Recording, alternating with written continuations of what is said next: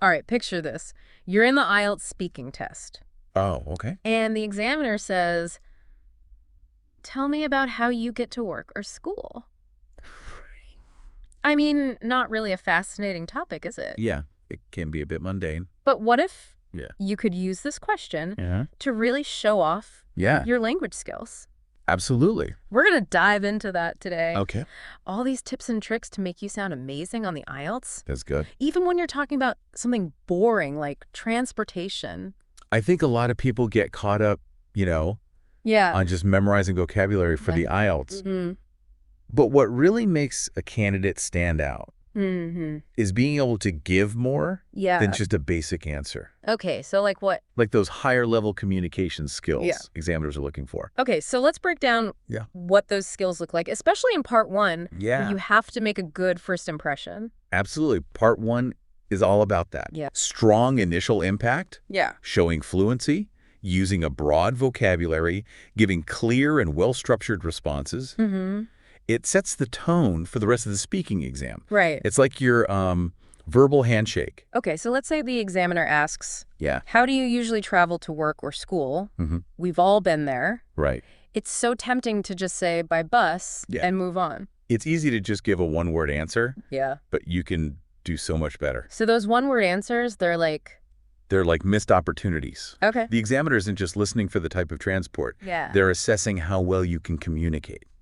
So instead of saying just by bus, Mm-hmm. how can we make that answer more interesting? So this is where the 3-step structure comes in. Okay. You start with a direct answer to the question. Okay. Then you elaborate with details to add depth, Mm-hmm. maybe talk about distance, time, the reason for your choice. Okay. And finally, add in some personal opinions or variations, like alternative routes you sometimes take Gotcha. or other types of transport you might use. So instead of just by bus, I would say something like, Yeah. I usually take the express bus to work, which takes about 40 minutes from my neighborhood. Right. I prefer it over the local bus because it has fewer stops Mm-hmm. and helps me avoid the morning rush hour chaos. Exactly. So I've given a clear answer, You have it, yeah. added context about the time it takes and why I chose it, and even mentioned the local bus as another option. It paints a clearer picture Yeah. and shows off your communication skills. That makes sense. It's not just information, it's Right. how you deliver it. Exactly. So let's look at a broader question that sometimes comes up. Yeah. What types of transport are popular in your country? Mm. Again, it'd be easy to just list vehicles, Yeah. but how can we make this a more interesting answer? This is where you can really show your understanding of your country Okay. and use comparative language. Think about how transport might differ Yeah. between different regions, like urban versus rural. Right. So in a busy city, Yeah. you might have a good public transport system with subways and trams, Mm-hmm. while in the countryside, Yeah. people might rely more on cars or even bikes. Exactly. And when you explain those differences, you Yeah. show a deeper understanding. Okay. The examiner doesn't want a travel brochure. Right. They want to see you analyze and compare. So instead of just listing types of transport, I could say something like, in my country, there's a big difference between urban and rural transportation. Yeah. In cities, public transport like subways and buses are popular because they're efficient and affordable. Mhm. However, in rural areas where public transport options are often limited, people use cars and motorcycles more. Yeah, that's a great example. Yeah. You've listed different modes of transport, highlighted the difference between city and countryside, Yeah. and used words like efficient and limited to add detail. Right. That's the kind of nuanced response that examiners love. I'm starting to see how these simple questions can show off my skills. Exactly. Now let's move on to a question that's about your opinion. Okay. Do you prefer public transport or private transport? Right. This one's tricky because it's tempting to oversimplify. It is. I could just say public transport is better. Yeah. Be done with it. Yeah, but that doesn't show much thought, does it? It doesn't, does it? But remember, the IELTS speaking test is about analyzing and expressing your views, Right. not just stating simple preferences. So how do we answer this question well? The key is to acknowledge the complexity. Okay. Instead of just giving a preference, Yeah. think about situations where the other option might be better. Right. This shows a balanced view. Okay, so instead of just saying, I prefer public transport, Yeah. I could say, Mm-hmm. while I generally prefer public transport for its environmental benefits and cost effectiveness, there are times when having a private car is more convenient. Okay. especially for long journeys or when I need to carry lots of things. Perfect. Does that right? Yes, you've stated your preference, Yeah. but also recognize the advantages of private transport. Hmm. This shows critical thinking Right. and an ability to see both sides, Yeah. which are really important skills in the IELTS.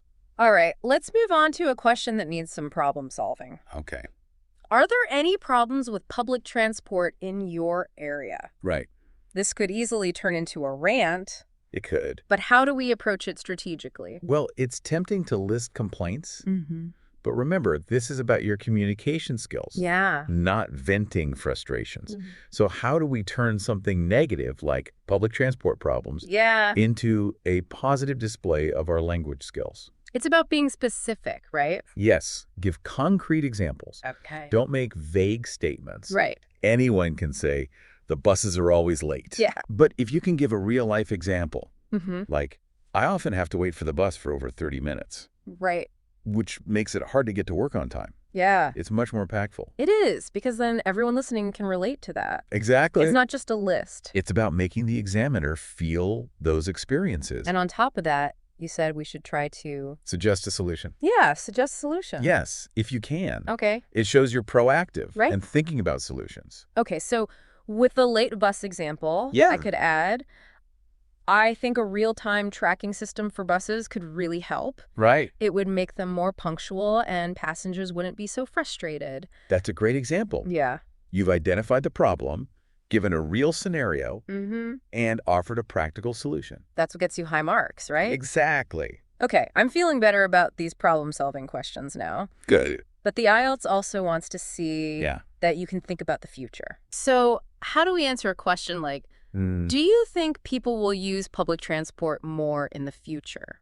This is where you need to think about trends Okay. and give your own opinions. Right. It's a chance to analyze information Mm-hmm. and express yourself clearly.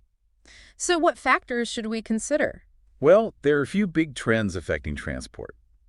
Like what? Well, people are more concerned about the environment these days. Yeah. Everyone's talking about reducing emissions Mm-hmm. and finding sustainable ways to travel. Right, and cities are so crowded They're and not. polluted. Yeah. So we need alternatives to cars. That's why public transport is so important. So a good answer could be something like, I think public transport will be more popular in the future because of environmental concerns, new technology, and the need for better transport in cities. Governments and cities are investing in public transport. Right. Things like electric buses, high-speed trains, and better ticketing systems. That's a great start. But to make it even better, Okay. use conditional language. Additional. Like, if this, then that. Okay. It shows you're not making predictions, Right. but considering possibilities. Got it. So you could say, Yeah. how much public transport use increases depends on things like government investment, technological progress, and public awareness. That's a good tip. It shows you're thinking critically, Yeah. not just giving a simple yes or no. It's a more balanced answer. Exactly. And that's what they want, right? Yes. But even when talking about the future, it's important to, Give examples. right, give specific examples. Instead of saying technology will play a role, Yeah. you could talk about self-driving buses. Right, or on-demand transport. Yes. Those specific examples make it more real. Okay, before we go too far into the future, Yeah. let's recap what we've learned about the IELTS speaking test. Good idea. What are the key things to remember? Well, the IELTS speaking test isn't just about vocabulary. It's about communication, Exactly. conveying your ideas, engaging with the examiner, Yeah, and using a range of language skills. I agree. Having a good vocabulary is important, It is. but you need to use it well. Mm-hmm. Don't just force in difficult words. Yeah, use language that flows. Yes, and makes your message clear. It's about sounding confident, Right. not like you're reading from a dictionary. Exactly. And what about sentence structure? Oh, that's important too. It is. Use a variety of sentence structures, including complex sentences. Okay. It makes your answers more interesting. Right, like adding different spices to a dish. Yes, And exactly. we talked about paraphrasing earlier. Yeah, that's a good technique. Don't just repeat the question. Right. Try to rephrase it in your own words. It shows you're listening Yeah. and understanding. And it makes you sound more fluent, right? Exactly. Yeah. It shows a higher level of language ability. And speaking of fluency, Yeah. we need to speak naturally. Yes, that's Yeah. so important. Even if you have perfect grammar, Mhm. if you sound like a robot, Yeah. it will affect your score. The examiners want to hear natural speech. So practice is key. Absolutely. The more you practice, Yeah. the more comfortable you'll become. And you said we shouldn't just practice with IELTS materials. That's right. Try different things. Like what? Read articles, listen to podcasts, Mm-hmm. watch documentaries, anything in English. Right. Anything that helps with listening and speaking. Exactly. Immerse yourself in the language. And it will become more natural. Yes. All right. We've covered a lot. We have. From basic answers to advanced strategies. Yeah. But there's more to come. Stay tuned for the final part, where we'll explore even more tips to help you ace the IELTS. Welcome back. We've been talking about all these IELTS strategies. Yes, we have. But there's something we haven't mentioned yet. Okay. You, the person taking the test. Right, of course. It's easy to focus on the technical stuff. It is. But don't forget to let your personality show. That's so important. The examiners don't want robots. No, they don't. They want to see real people. They want to see engagement, enthusiasm. Exactly. It's like, would you rather read a textbook or have a conversation? A conversation is much more interesting. So how can we bring that energy to the IELTS? Right. Especially with a topic like transportation. First of all, smile. Okay. Make eye contact, show you're enjoying it. Right. And be yourself. Yeah. You don't have to be an expert on everything. That's good to hear. It's okay to relax. So how can we make transportation engaging? Think about what interests you. Okay. About transportation. Yeah. Maybe you're into new technology. Like electric cars? Yeah. Or self-driving vehicles. Or maybe sustainable transport. That's a good one. Like bike lanes and stuff? Exactly. Find those personal connections. And even if you start with a basic answer, you can build on it. That's right. And show off your vocabulary. And your critical thinking. So if they ask about the future of transport, you could start by saying, I think we'll see a shift towards more sustainable modes. Yeah. But then add something like, I've been reading about cities trying bike-sharing programs and dedicated bus lanes, and I think that's really interesting. Perfect. That's how you make it personal. And you know, that reminds me... Of what? We talked about reading articles and watching documentaries. Yes, do that. But also, just talk to people. Talk to people. Yeah, your friends, family, colleagues. About transportation. Yeah, what are their commutes like? What do they think about traffic? Or ride-sharing apps. Those conversations can give you ideas. They can. Kind of vocabulary. For the IELTS. It's about connecting the test to real life. And remember, the IELTS is just one step.